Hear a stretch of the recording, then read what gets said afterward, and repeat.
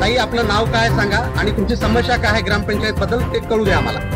आणि माझं नाव सुशीला बळीराम तारुड आहे आणि आम्हाला घरकुल देतो म्हणून 3-4 वर्ष झालं पैसे घेतले. आणि घेतलेत पैसे संजू वागमारे.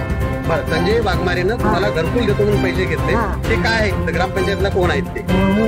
रोजगार मग आता दुसरं तळ देतो म्हणून 10,000 रुपये घेतले.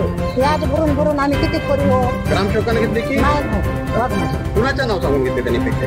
मला पुढच्या लोकांना द्यायचं आपण. असं केल्यानं आम्ही कसं रोजगारचे आम्हाला पैसे नाही. आमचे कार्ड नेले, जॉब कार्ड नेले. काय आहे आम्हाला?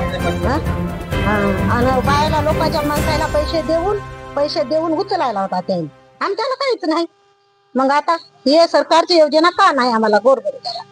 घर झालंय का नाही आता? आमचं घर चला बघा तुम्ही, आमच्या पदरून पैसे गट उचलू घर केले, आणखीन झालं नाही आमचं घर. राहिलेले हप्ते देण्यासाठी काय म्हणतात ग्रामसेवक? राहिला आम्हाला हप्ताच आला एकच. आता येणार आहे म्हणाले तर 5,000 रुपये नारायणने घेतले, 5 लोकांचे घेतले. आणखीन वाईटपणा गावामधला होईल की यायनं पैसे आम्हाला दिले ना असे म्हणून. नारायण कोण? सरपंच. पूर्ण नाव त्या नारायण?